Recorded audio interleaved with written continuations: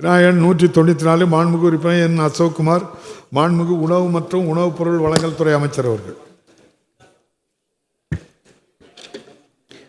மாண்புமிகு பேரவைத் தலைவர்களே, தங்கள் அனுமதியோடு திருத்திய விடையை அளிக்கிறேன். தஞ்சாவூர் மண்டலம் பேராவூரணி அருகே உள்ள கட்டையங்காடு கிராமத்தில் தமிழ்நாடு நுகர்வோர் வாணிப கழகத்துக்கு சொந்தமான நிரந்தர கட்டடத்தில் நேரடி கொள்முதல் நிலையம் திறக்கப்பட்டு தற்போது செயல்பட்டு வருகிறது என்பதை மாண்புமிகு பேரவைத் தலைவர் வாயிலாக மாண்புமிகு உறுப்பினர் அவர்களுக்கு தெரிவித்துக் கொள்கிறேன். மாண்புமிகு உறுப்பினர் அசோக்குமார் அவங்க. மாண்புமிகு பேரவைத் தலைவர் அவர்களே, மிக சிறப்பாக செயல்படும் நமது மாண்புமிகு அமைச்சர் அவர்களுக்கு எனது மனமார்ந்த நன்றியை தெரிவித்துக் கொள்கின்றேன். தஞ்சாவூர் மாவட்டம் பேராவூரணி தாலுகாவில் விவசாயிகள் கொண்டு வரும் நெல்லினை கொள்முதல் செய்து சேமித்து வைக்க ஏதுவாக கிடங்கு ஏதும் இல்லாததால் பேராவூரணி தாலுகா நாட்டாணிக்கோட்டையில் ஆத்தாளூர் வீரமாளியம்மன் கோயில் இடம் 12,000 MDS உள்ளது. இதன் சர்வே எண் 16-1A. இதில் கிடங்கு அமைத்திட ஏதுவாக உள்ளது. இந்த இடத்தில் சேமிப்பு கிடங்கு அமைத்து தர வேண்டும் என்றும் மேலும் ஒரத்தநாடு தாலுகா பகுதியில் பஞ்சநதி கோட்டையில் அமைந்தது போல பேராவூரணியில் அதிக திறம் கொண்ட மெகா டிபிசி நேரடி கொள்முதல் நிலையம் அமைத்து தர வேண்டும் என்றும் பேராவூரணி பகுதியில் உள்ள முதுகாடு போன்ற ஊராட்சிகளில் நெல் பிடிக்கும் நேரடி கொள்முதல் நிலையங்கள் அனைத்திற்கும்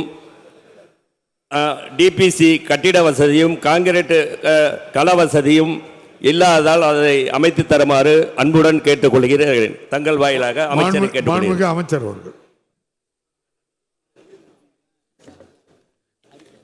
மாண்புமிகு பேரவைத் தலைவர் அவர்களே, மாண்புமிகு உறுப்பினர் அவர்கள் நெல் சேமிப்பு அந்த பகுதியிலே அவருடைய தொகுதியிலே வேண்டும் என்று குறிப்பாக ஆத்தாளூர் வீரகாளியம்மன் கோயிலுக்கு சொந்தமான இடத்திலே நிலம் போதுமான இடம் இருக்கிறது, அங்கே சேமிப்பு கிடங்கு வேண்டும் என்று கோரிக்கை வைத்திருக்கார். தஞ்சாவூர் மாவட்டம் பேராவூரணி தொகுதிக்கு உட்பட்ட பகுதிகளில் நேரடி கொள்முதல் நிலையம் திறப்பது குறித்து மாவட்ட ஆட்சித் தலைமையில் கண்காணிப்பு குழுவில் பெறப்படும் விவசாயிகளின் கோரிக்கையின் அடிப்படையில் சராசரியாக ஆண்டொன்றிற்கு 23 நேரடி கொள்முதல் திறக்கப்பட்டு 20,000 மெட்ரிக் டன் வரை கொள்முதல் செய்யப்பட்டுள்ளது.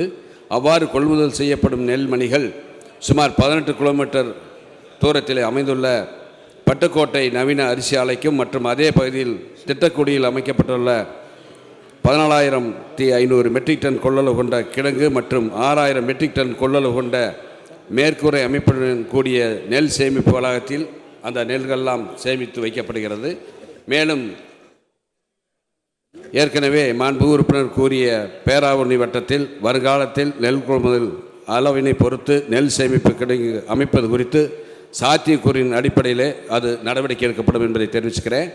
அதே மாதிரி மெகா டிபிசி தஞ்சாவூரில் பஞ்சநதி ஒரத்தநாடு சட்டமன்ற தொகுதியில் பஞ்சநதி கோட்டையில் மெகா டிபிசி திறக்கப்பட்டிருக்கு. அதே மாதிரி அவருடைய தொகுதிக்கு வேண்டும் என்று கோரிக்கை வைத்திருக்கார். மாண்புமிகு முதலமைச்சருடைய அனுமதியின் பேரில் என்னுடைய மானிய கோரிக்கையில் தமிழகத்தில் டெல்டா மாவட்டங்களில் 5 மெகா டிபிசி திறக்கப்படும் என்று சொல்லியிருக்கிறேன்.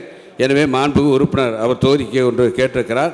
அதை வருகின்ற காலத்தில் அதை பரிசீலித்து தேவை ஏற்படின் அதை கட்டுவதற்கு நடவடிக்கை எடுக்கப்படும் என்பதையும் இந்த நேரத்தில் தெரிவித்துக் கொண்டு இன்னொரு கேள்வி அவங்களுக்கு இருக்க சேர்த்து சொல்லலாம். மாண்புமிகு உறுப்பினர் அசோக்குமார். மாண்புமிகு பேரவைத் தலைவர் அவர்களே, குறியீடு வழங்காத பகுதி நேர அங்காடிகளுக்கு குறியீடு வழங்க வேண்டும் என்று அன்புடன் கேட்டுக்கொள்கின்றேன். அதேபோல வீரியன்கோட்டை அங்காடியிலிருந்து பிரித்து முடச்சிக்காடு பகுதி நேர அங்காடியை அமைத்து தர வேண்டும் என்று கேட்டுக்கொள்கின்றேன். புக்கரம்பை ஊராட்சி திலங்காடு அங்காடியிலிருந்து பிரித்து மேற்குடிக்காடு பகுதி நேர அங்காடி அமைத்து தர வேண்டுமாறு கேட்டுக்கொள்கின்றேன்.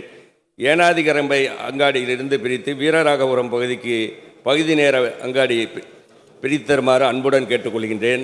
பேராவூரணி செங்கொல்லை அங்காடியிலிருந்து பிரித்து பேராவூரணி புதுரோடு பகுதியில் பகுதி நேர அங்காடி அமைத்து தர வேண்டுகின்றேன்.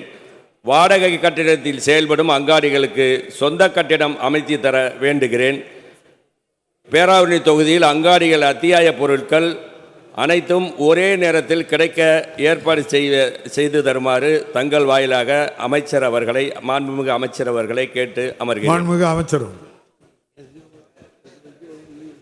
மாண்புமிகு பேரவைத் தலைவர்களே, மாண்புமிகு உறுப்பினர்கள் குறியீடு சம்பந்தமாக பேசியிருக்கார். தமிழ்நாட்டில் 26,618 முழு நேர நியாய விலைக்கடைகளும் மற்றும் 10,710 பகுதி நேர நியாய விலைக்கடைகள், மொத்தம் 37,328 நியாய விலைக்கடைகள் தற்போது செயல்பட்டு வருகின்றன. அவற்றில் 26,618 முழு நேர நியாய விலைக்கடைகள் உட்பட 27,000 நியாய விலைக்கடைகளுக்கு புதிய விற்பனை முனை இயந்திரங்கள் பாயிண்ட் ஆஃப் சேல் 7,793 நியாய விலைக்கடைகளுக்கு ஏற்கனவே செயல்பாட்டில் உள்ள விற்பனை முனை இயந்திரங்களும் ஆக மொத்தம் 34,793 நியாய விலைக்கடைகள் விற்பனை முனைய இயந்திரங்களுடன் குறியீடுகள் வழங்கப்பட்டு செயல்பட்டு வருகின்றன. மீதமுள்ள 2,535 பகுதி நேர நியாய விலைக்கடைகளுக்கு அவற்றின் தாய் கடன் விற்பனை முனை இயந்திரத்தின் POS மூலமாக பொதுமக்களுக்கு இந்திய பொருட்கள் வழங்கப்பட்டு வருகின்றன. இந்த பகுதி நேர நியாய விலைக்கடைகளுக்கு தனி குறியீடு மற்றும் விற்பனை முனைய இயந்திரங்கள் POS குறியீடுகளுடன் தேவை ஏற்படின் நேர்வின் வழங்கிட மாண்புமிகு முதலமைச்சர் அவருடைய கவனத்துக்கு எடுத்து சென்று வருகாலத்தில் அதை கண்டிப்பாக வழங்குவதற்கு உரிய நடவடிக்கை எடுக்கப்படும் என்பதை இந்த நேரத்தில் தெரிவிச்சுக்கிறேன். அதே மாதிரி மாண்புமிகு உறுப்பினர்கள் கடையில் பிரிக்கணும்னு சொன்னார். அது ஏற்கனவே முழு நேர கடையை பிரிக்கணும்னா நகரப்பகுதியில் குறிப்பாக 1000 குடும்ப அட்டைகளுக்கு மிகாமலும் 800 குடும்ப அட்டைகளுக்கு குறையாமலும், ஊரகப் பகுதியில் 800 குடும்ப அட்டைகள் 500 குடும்ப அட்டைகளுக்கு மிகாமலும் இன்றைக்கி இருக்க வேண்டும். அதே மாதிரி கடை பிரிக்கிறப்ப தாய் கடையிலேருந்து பிரிக்கிறப்ப கிராம பகுதியில் இருந்தால் 1.5 கிலோமீட்டர் தூரத்தில் 150 குடும்ப அட்டையும் தான் பிரித்து தரப்படும். அதே மாதிரி மலைப்பகுதியாக இருந்தால் தாய் கடையில் 400 குடும்ப அட்டையிலும் 1 கிலோமீட்டர் தூரம் அதே மாதிரி 100 கார்டு இருந்தால் அந்த கடைகள் பிரித்து தருவதற்கு ஏற்பாடு செய்யப்படும். மாண்பு உறுப்பினருடைய 3 இடத்துல அந்த கடைகள் வேண்டும் என்று கோரிக்கை வைத்திருக்கார். அதை நிறைவேற்றுவதற்கு நடவடிக்கை எடுக்கப்படும். அதே மாதிரி அந்த பொருள்கள் ஒரே சமயத்தில் கடைக்கு போனால் கிடைக்கும்னு கேட்டிருக்காரு. அதனால் மாண்புமிகு முதலமைச்சருடைய அரசு பொறுப்பேற்ற முன்பு பொருள்கள் இன்றைக்கி அரிசியாக இருந்தாலும் சரி, பருப்பாக இருந்தாலும் சரி, பாமாயில், கோதுமை, சர்க்கரையெல்லாம் அடுத்த மாதத்துக்கு தேவையான பொருட்களை முதல் மாதத்திலே ஒரு 15ஆம் தேதி 20ஆம் தேதியிலிருந்து ஒரு 60% பொருட்கள் ஏற்கனவே அங்கே இருக்கின்ற எங்களுடைய தமிழ்நாடு நுகர்வோர் வாணிப கிட்டைக்கு அனுப்பி அந்த ரேஷன் கடைகளுக்கு அனுப்பப்படுகிறது. எனவே அந்த 1ஆம் தேதியிலிருந்து போதுமான பொருட்கள் எந்த நேரத்தில் வேண்டுமானாலும் மக்கள் ஒரே நேரத்தில் பொருள் வாங்குவதற்கு இன்றைக்கு அரசு நடவடிக்கை எடுத்து வருகிறது. எனவே மாண்புமிகு உறுப்பினர்கள் ஏதாவது எந்த கடையிலாவது அந்த பொருள்கள் ஒரே நேரத்தில் கிடைக்கவில்லை என்று சொன்னால் அதற்குரிய நடவடிக்கைகள் எடுக்கப்படும் என்பதை மாண்புமிகு பேரவைத் தலைவராக வாயிலாக மாண்புமிகு உறுப்பினர்களுக்கு தெரிவித்துக் கொள்கிறேன். மாண்புமிகு பேரவைத் தலைவர்களே, மாண்புமிகு முதலமைச்சருடைய அரசு பொறுப்பேற்று வந்தான் 2023ஆம் ஆண்டு ஐக்கிய நாடுகள் சபை சிறுதானிய ஆண்டாக அறிவித்து அந்த நேரத்திலே கேழ்வரகு அரிசிக்கு பதிலாக 2 கிலோ கேழ்வரகை வழங்க வேண்டும் முடிவெடுத்து மாண்புமிகு முதலமைச்சருடைய அனுமதியின் பேரில் தருமபுரி மாவட்டத்திலும் நீலகிரி மாவட்டத்திலும் அரிசிக்கு பதிலாக 2 கிலோ கேழ்வரகு வழங்கப்பட்டு கிருஷ்ணகிரி, தருமபுரி, சேலம், ஈரோடு போன்ற பகுதியிலே கேழ்வரகு இப்பொழுது கொள்முதல் தமிழ்நாடு நுகர்வோர் வாணிப கழகத்தின் மூலமாக 43.90 ரூபாய்க்கு நல்ல விலை கொடுத்து விவசாயிகளுக்கு வாங்கி கொண்டு இருக்கிறோம். விவசாய மத்தியிலே நல்ல வரவேற்பு கிடைத்திருக்கிறது. எனவே மாண்புமிகு உறுப்பினர்கள் அவருடைய தூத்துக்குடி மாவட்டத்திலே விளாத்திகுளத்திலே பல்வேறு பயிர்கள் விளைகிறது, அதை கொள்முதல் செய்ய வேண்டும் என்று கோரிக்கை வைத்திருக்கார்.